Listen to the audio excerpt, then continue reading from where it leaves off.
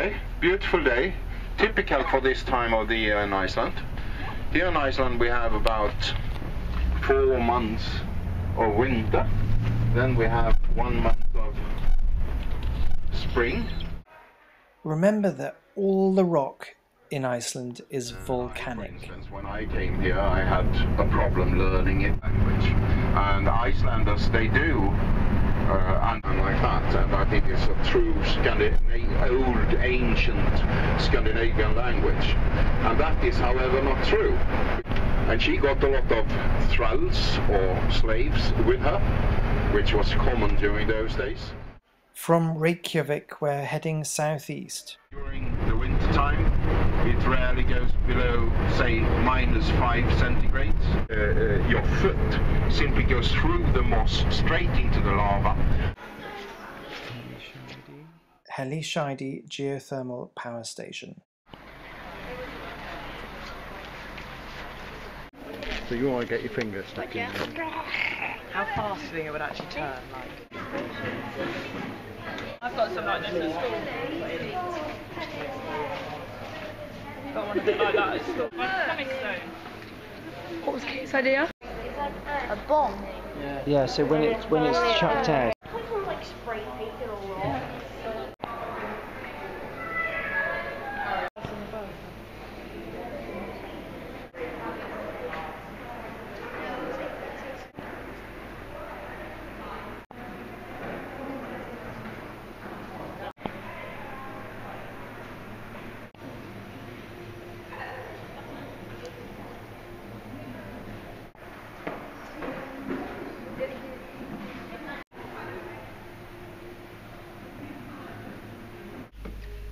Huge volcano here on the other side, and lots of groundwater flowing through, and that creates enormous heat deep down.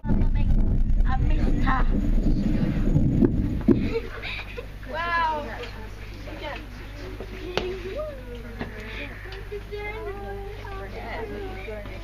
I don't feel any rumbling.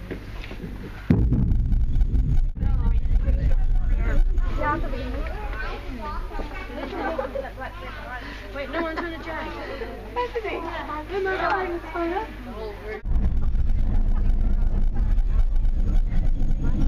Is anyone trying to send my girl? Can you just get in this? Really? Man of it? That's cool. Right guys, we're going.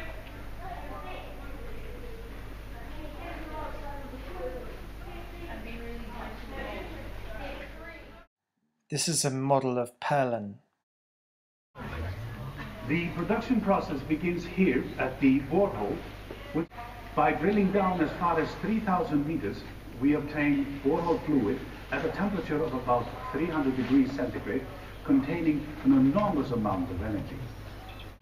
From the borehole, the fluid goes into the steam separator, which separates it from the fluid.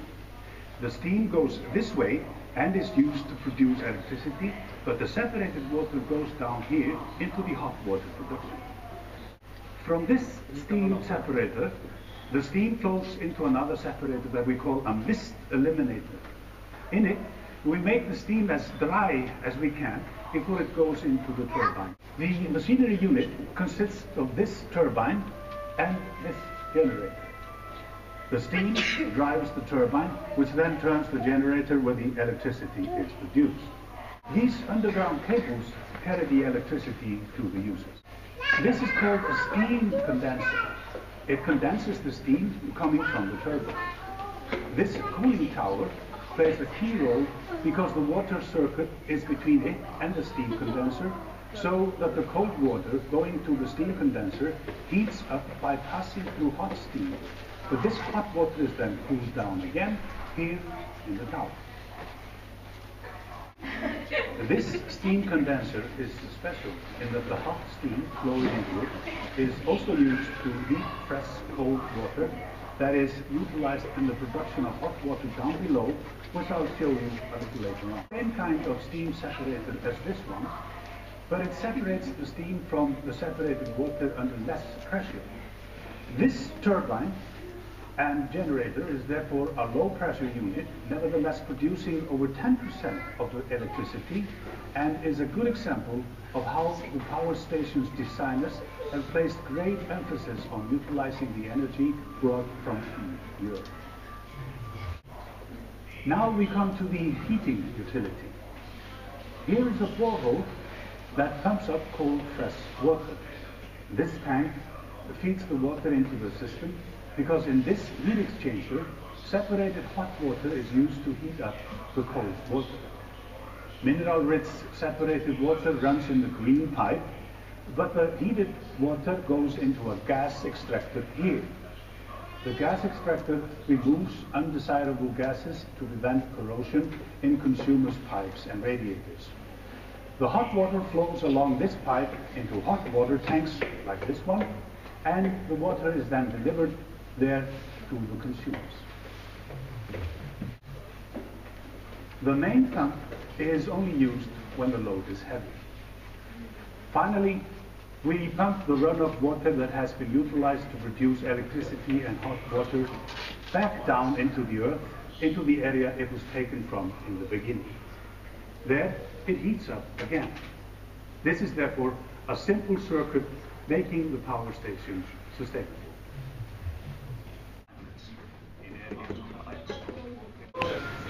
Very cute, even if they eat them down in Italy and other places. Red shank. Yeah, that's the common red shank. Good. The Arctic fox. That's not a bird. The Arctic fox is the only natural land-living mammal.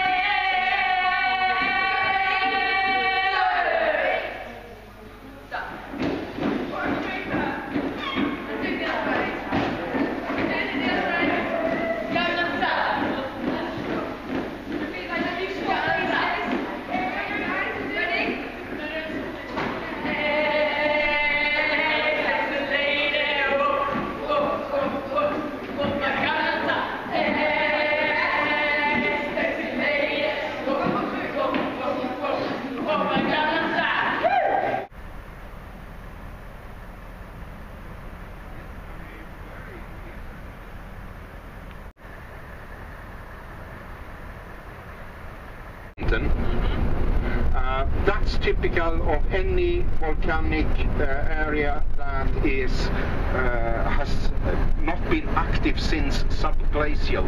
So that is a mountain, a rock that has been underneath a glacier. Passing through Hverigerdi. Most likely in the time of the Vikings, the sea went all up to here.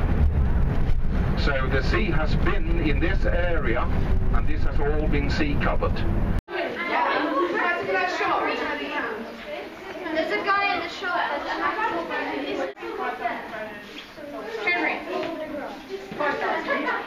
Photograph that and show it to the parents.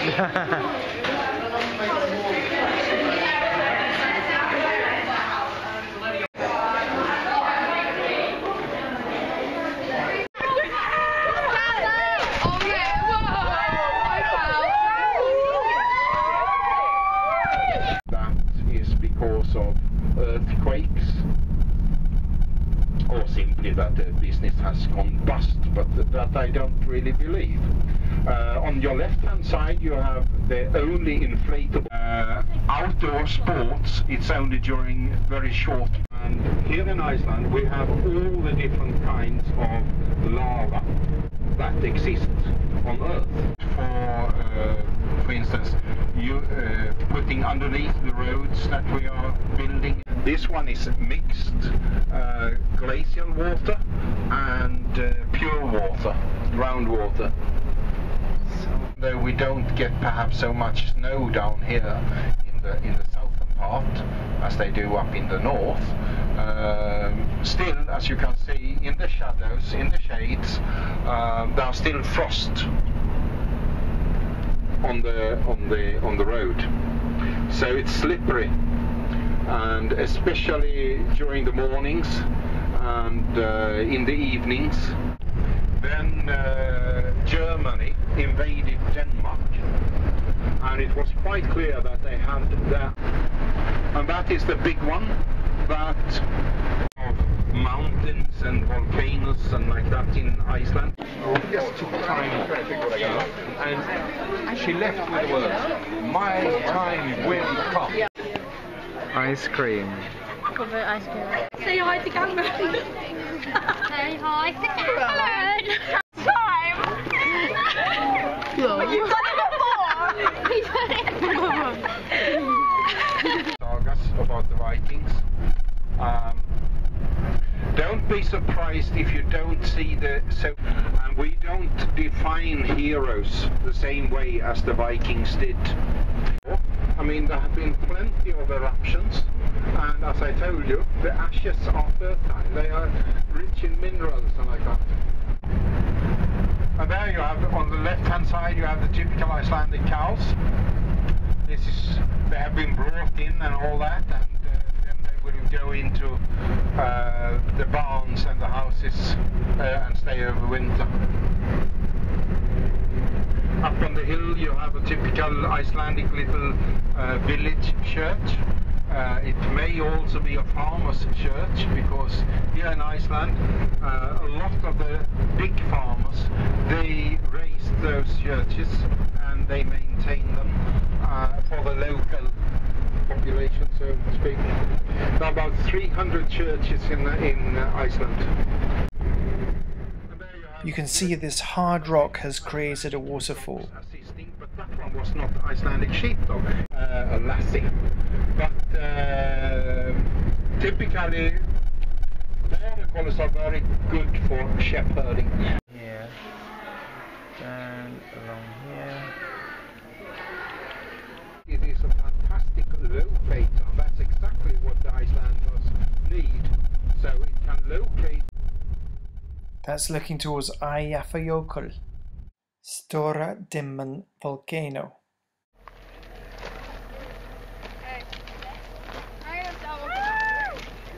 Can we start going up now? Take a picture of me.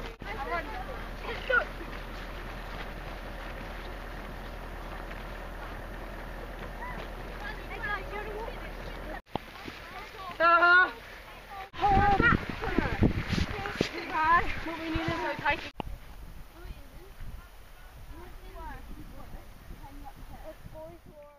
When I look at a view like this, I think of Mordor. All the rock you can see is volcanic. Wow! Oh my goodness. Where you see the snow, those are glaciers.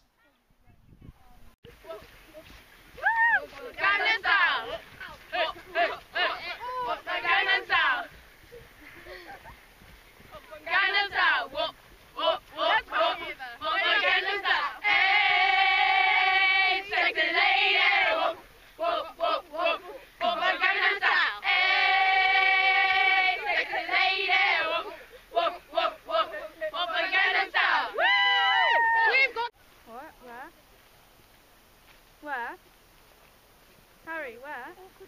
I don't know, Harry. I've never been here before, mate. You can see the layers on the ground. We're going to come back up and go down there. Okay. Guys! Right, you ready? Guys, you have to come back up! You ready? There's a volcano rock.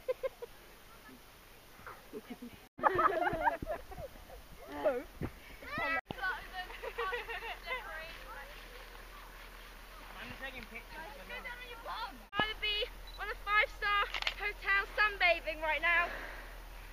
Then walking. 3, 2, 1, go!